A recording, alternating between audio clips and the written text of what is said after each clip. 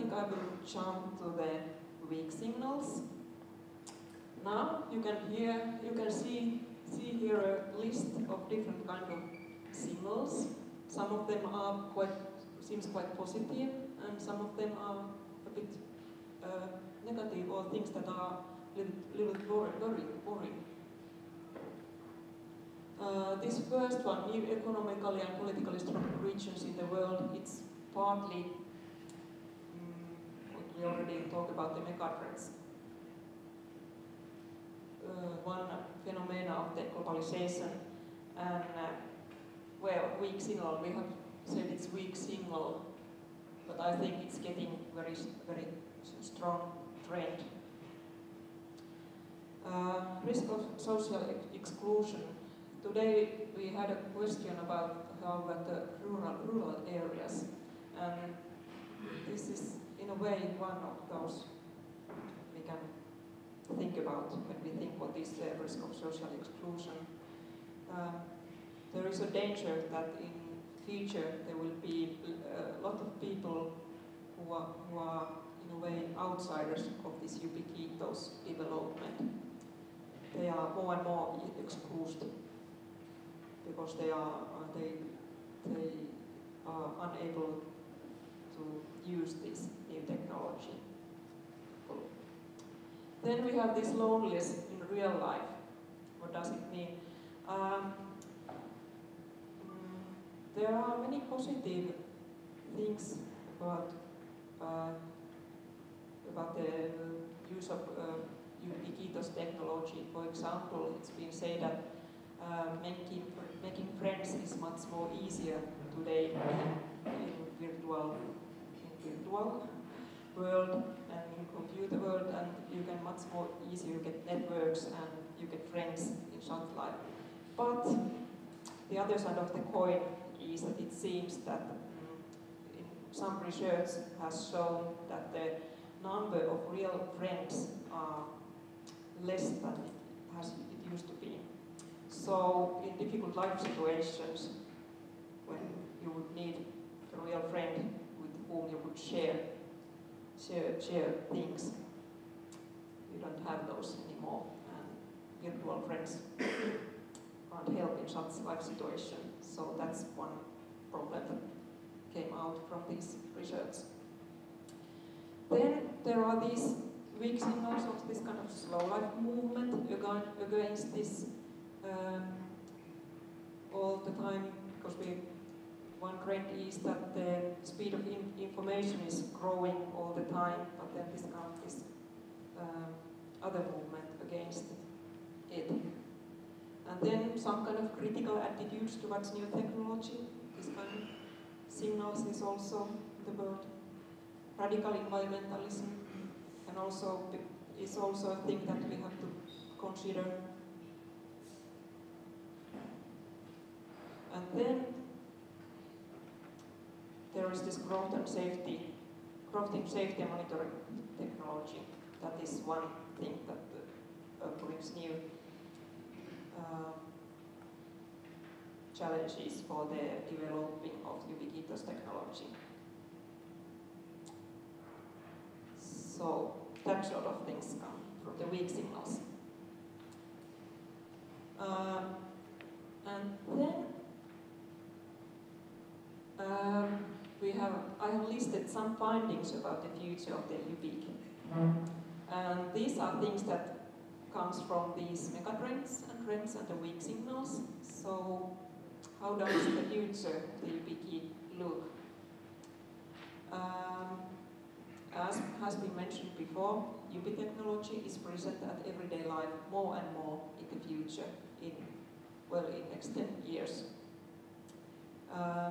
The role of mobile phone is growing, and that means that the mobile phones will be more and more as a mean to gain access for this different kind of ubiquitous world. Digital natives is a term that has been used for new generation, for new in a way the children are born into ubiquitous world. so just take it for granted. They haven't been living in any other world, so just everyday life for them. And this aging of population, it creates new needs. So that's one important thing when you think about the ubiquitous computing and technology. Education and learning technologies is one thing that is growing. Healthcare and well-being product development, was mentioned today before, it's one of these important things. One trend was that people will have more and more leisure time at future. So there will be need to fill this more free time. So development of different kind of games is one possibility. And then housing and building technology is one thing. And then here were these possibilities, and then what other things we should be taking into account in future. The life cycle of product is one thing that concerns many. If this new technology, if it's getting old and worn out in very short time, then you can ask how sustainable it is. Will it cause environmental troubles? Are they getting worse? Can we afford these products? So this is one thing that should be paid attention a lot, the life cycle of the product. And this polarization on society, we were already talking about this before. So we should bear in mind that should take all people should be able for this ubiquitous society. Vulnerability of systems, the problems with the privacy was already mentioned. That's one thing that comes to this also. And then consumers as co-creators in developing of this technology.